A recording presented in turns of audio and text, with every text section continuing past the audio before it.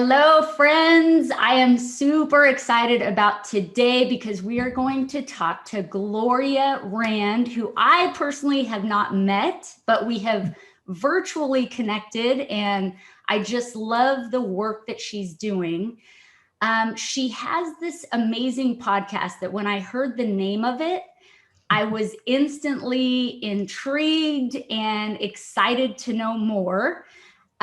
So please, Gloria, introduce yourself, tell us the name of your podcast, and then tell us a little bit about the inspiration behind it and kind of how you came up with your podcast idea. Well, thank you so much, first off, for having me on. I'm delighted to be here, and it was delightful to have you actually on my podcast. We got to chat last week, I believe it was. So, so my name is Gloria Grace Rand. I've actually started using my middle name professionally just a few years ago, along the line of time when I started I came up with an idea to write a book, which is actually what really prompted the podcast. So I'm writing a book that is called Live, Love, Engage. And last year I was starting to feel this urge to start a podcast. And because I thought I was having a little trouble actually writing the book. And so I was thinking that perhaps if I started talking about what I wanted to write about, through the podcast, that it would help me actually clarify my message and also be a good way to get the message out that I'm writing a book. And so the marketing side of me, the marketer in me was, looking to have a way to be able to promote the book, and then the book can promote the podcast, and how that goes. So just to actually even give folks a background, I have been in business for the last 10 years doing online content for business owners and doing SEO copywriting. So helping people with their websites and making sure they can be found on Google, all that good stuff.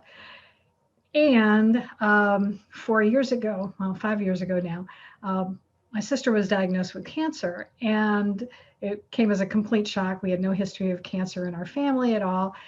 And through that journey of being her caregiver at times, and because she lived actually in Arizona, I lived in Florida, so I wasn't able to be with her all the time. But that experience, I think really, I'd been on a spiritual journey as it was, but it started really accelerating the process, I think, especially as she was trying to figure out what she even believed. And long story short is that I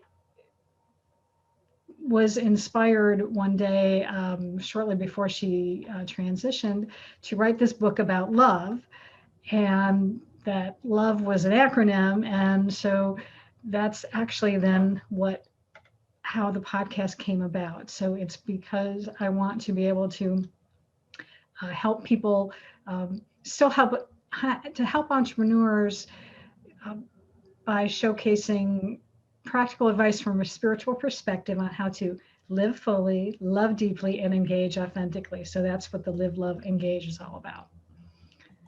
Oh, I love that. Well, so it sounds like kind of, correct me if I'm wrong, but kind of from this hard place of losing your sister,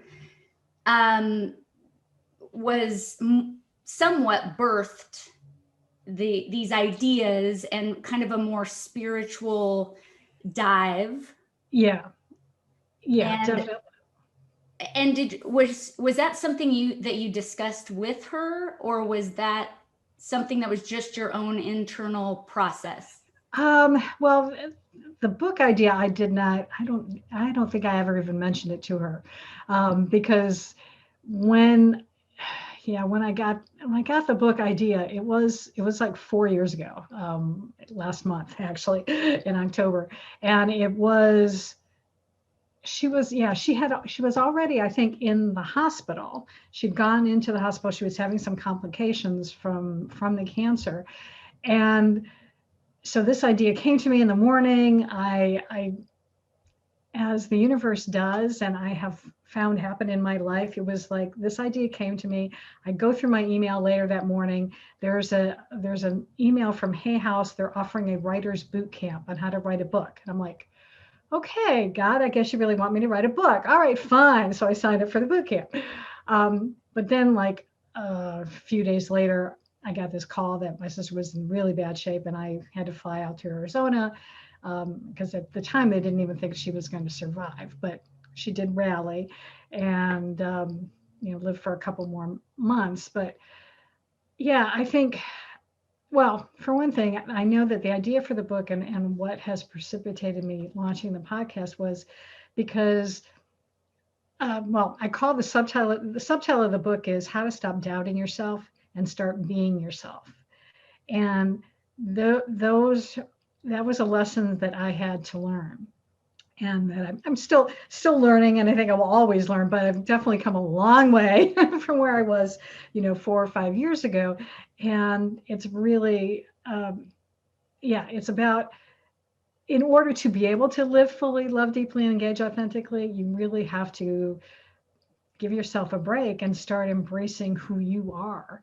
And that's, and what I believe is that we are all spiritual beings having a human existence, and just being able to embrace that, the totality of who we are, and being able to really love ourselves. We so often get into this "I'm not enough" business and things like that, and we doubt ourselves, and especially being in business the last 10 years, I know I've doubted myself, but I've also seen a lot of other people that I know, through networking meetings I've attended, and I think it is a universal thing. I mean, we all doubt ourselves. I read a quote the other day from actually Diane von Furstenberg, who still has doubts, and she's been a successful fashion designer for 50 years, I think. So it's normal, and there's also things we can do to help ourselves remind ourselves that we are worthy and we are enough, and we're awesome, actually. Totally. Let's dive into that a little more. So what are because I'm right there with you.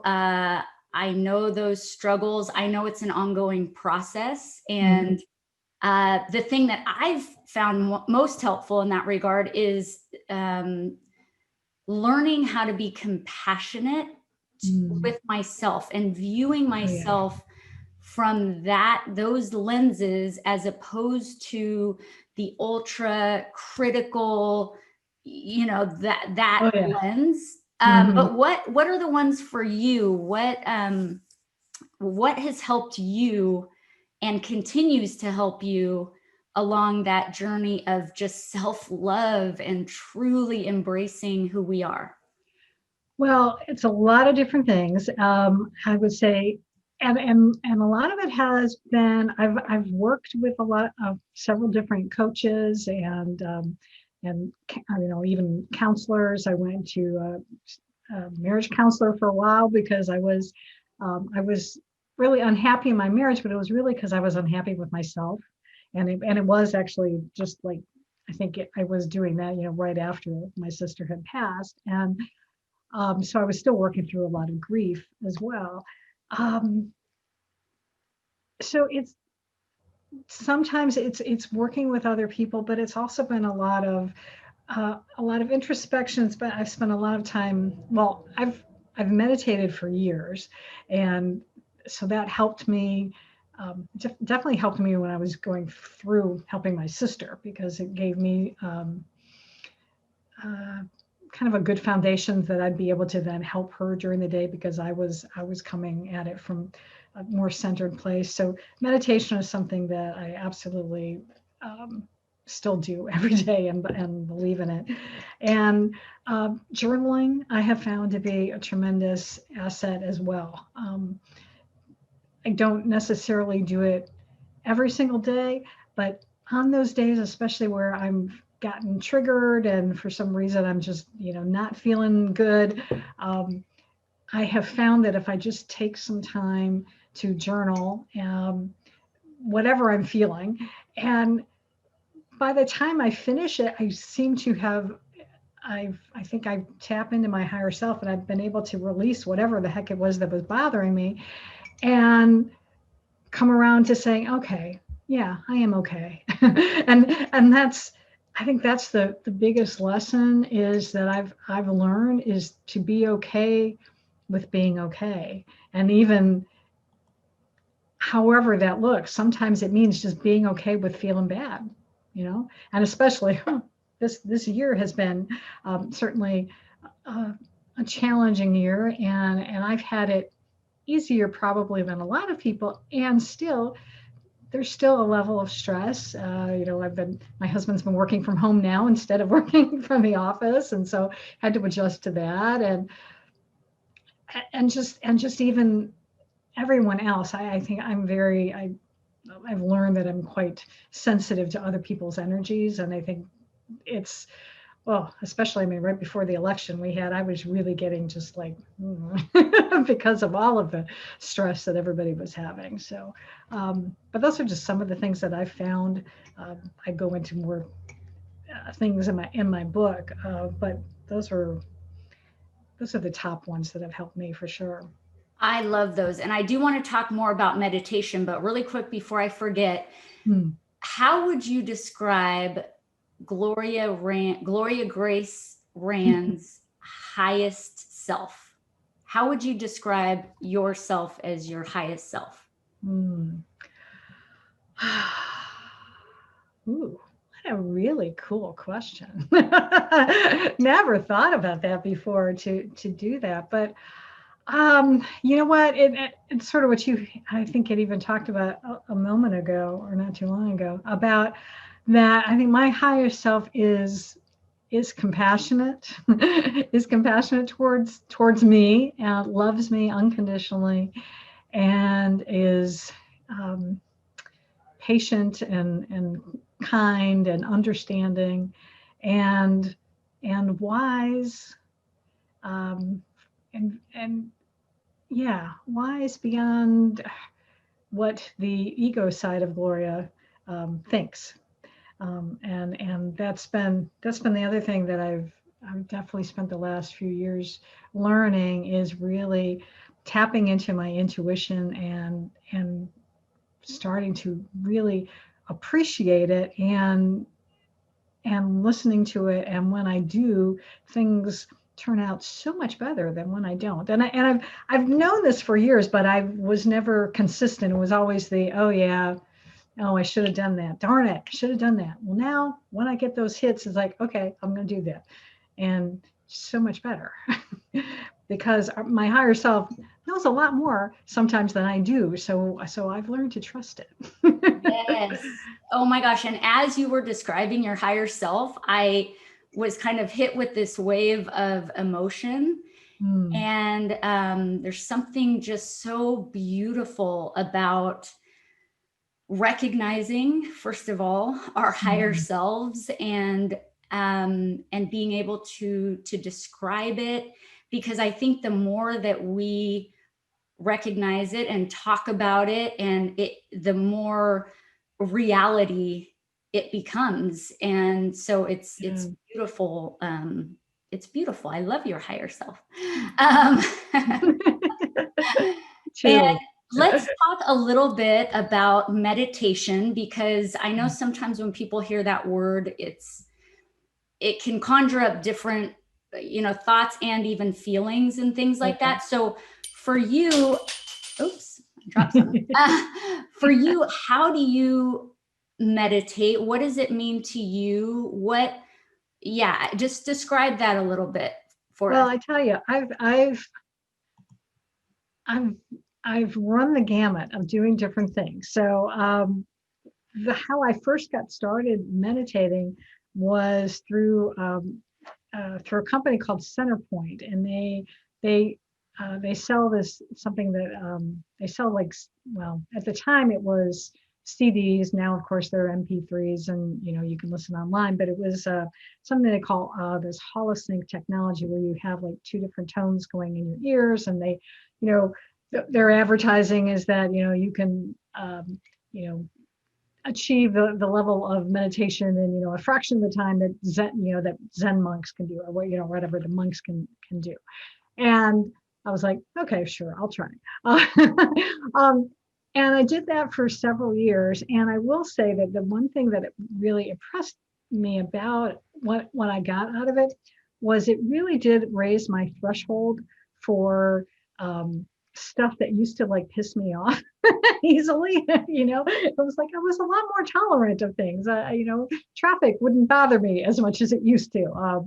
God love my mom, but I took after her in driving because she was a very impatient driver. I became the same way. And one would curse, when somebody cuts you off and all that. So that type of meditation helped me immensely. And I did that for a very long time. And then actually 2 years ago now, I think, or a year and a half ago, I guess, I actually went on a 10-day silent meditation retreat where they taught Vipassana meditation. And because I was working with a coach and he had said he had done a retreat doing that. And I was like, I'm intrigued. So I looked it up and found a place that I could go to in Georgia. So it was just a day's drive and do that. And that was an amazing experience, an amazing way of meditating, because it was really about paying attention to your learning to just kind of paying attention to how your body is feeling, and then not reacting to it, really just kind of letting go of whatever sensations you're feeling. And I know I'm probably not explaining it right, but whatever. But so I did that for probably about a year. And now I'm probably about this year, I've been just experimenting with, sometimes I just sit quietly for 15 minutes, maybe half an hour, maybe even up to an hour. Sometimes I listen to, I've been finding meditations on YouTube with like Buddhist monks chanting Om and doing some of those and kind of experimenting. So I'm just I guess being curious and experimental and just trying to see what works. And so far they all work and it's all good. And and I'm just so I think that's the thing, is that you can do whatever you want. And then I have another friend who's like, I can't possibly sit still meditating. I like to go out for a walk in nature. And I'm like, well, that's a good way to meditate too. And I love to do that as well. I go to the beach as often as I can, and I will just sit and listen to the waves. And that's a way of meditating also. Totally. It kind of more of the concept of being in the present moment, whatever that looks like, but really having your focus in the moment. And, our thoughts are really good about going to the past and grabbing things from the past and stressing out about the future and being anxious about that, So I think with meditation, it's really just focusing on the here and now, your breath, your body, what's going on in the moment, which is just really hard for us to do a lot of times, honestly, at least for me, with the way my brain will tend to go all over the place, the crazy monkey brain kind of thing. But I did read something on your website, I believe it was, about a little bit about your past. And I know that you said that it was hard for you to have a voice or find your voice. So talk to us a little bit about that and how you eventually, because now you're a speaker and doing the podcast and the book. So how did you find your voice after feeling like you didn't have one when you were younger? I grew up, my dad was an alcoholic, and my mom struggled with depression, and I know why, because she was married to an alcoholic. I mean, that'll do it for you.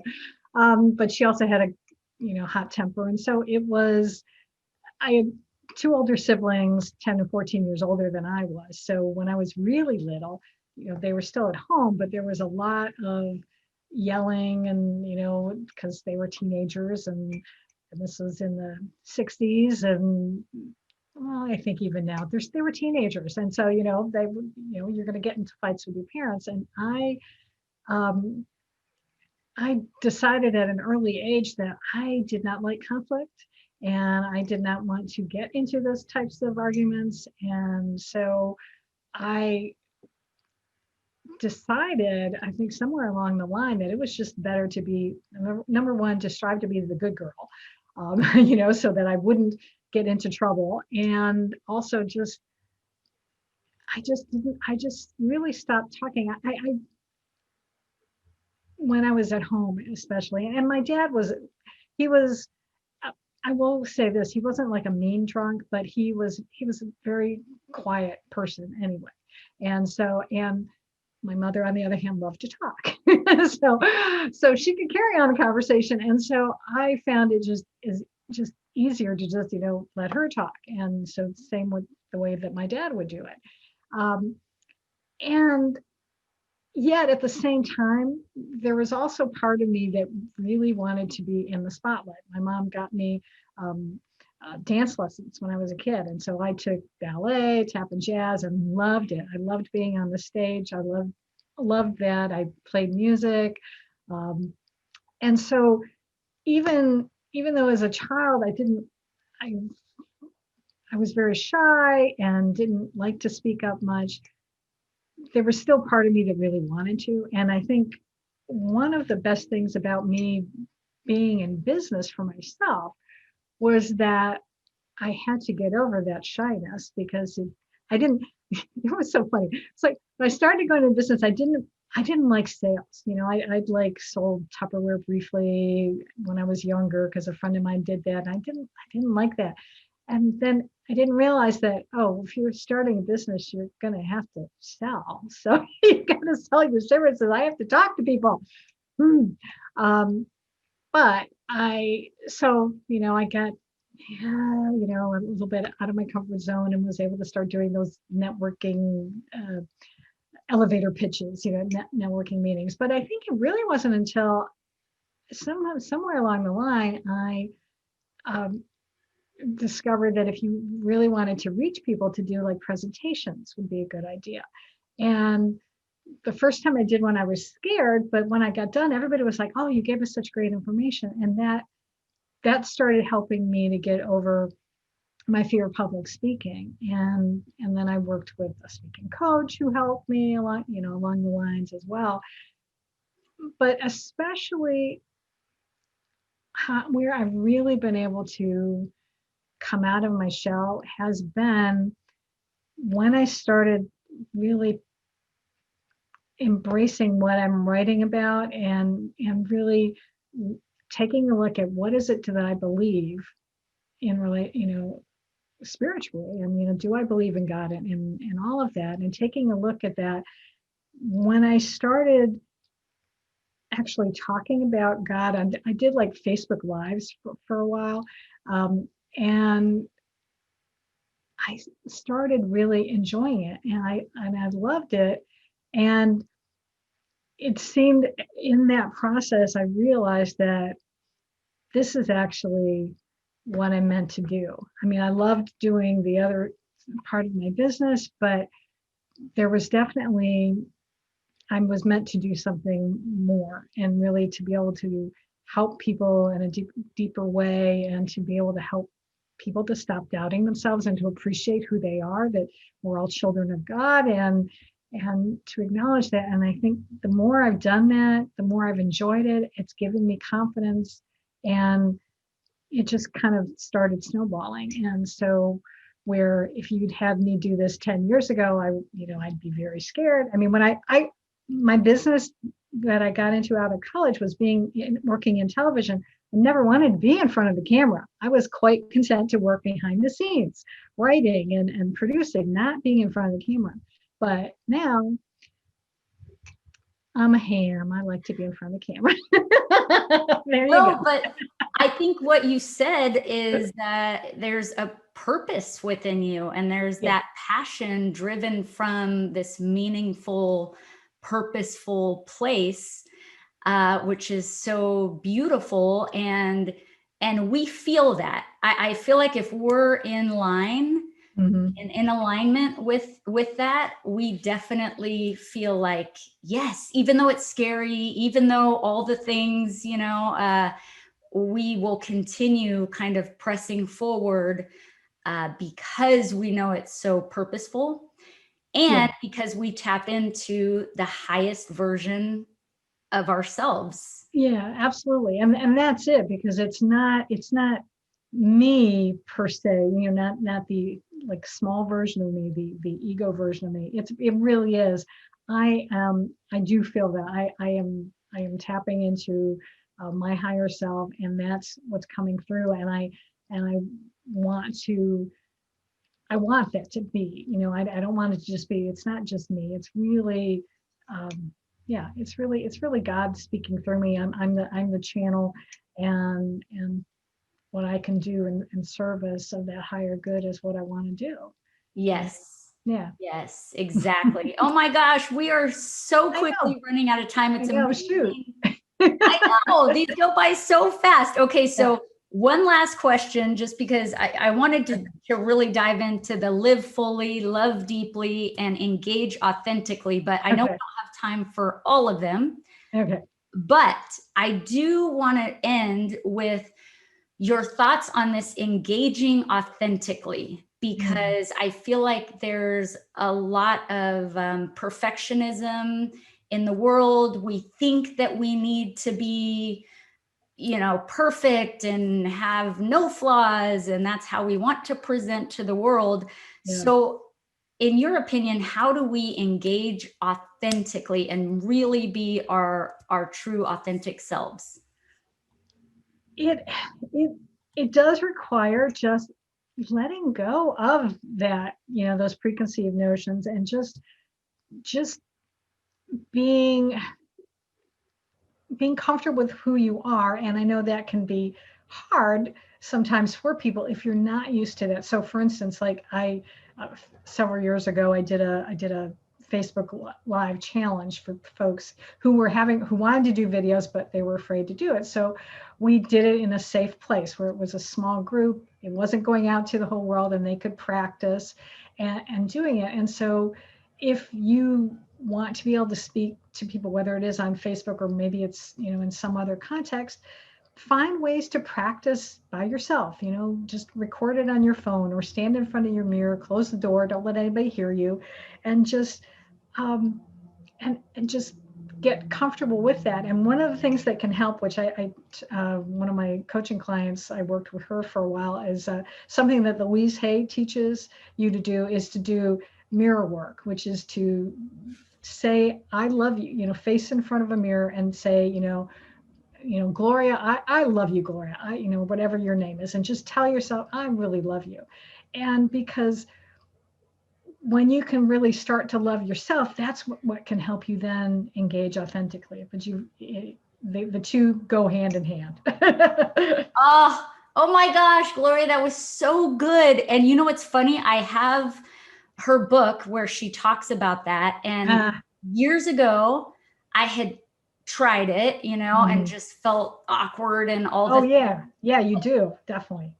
But I will say, when was this? Maybe recent. I think last week I was working out and doing yoga or something in my room, and I have the huge mirrors that are on my closet, and I'm doing, whatever, and I look over.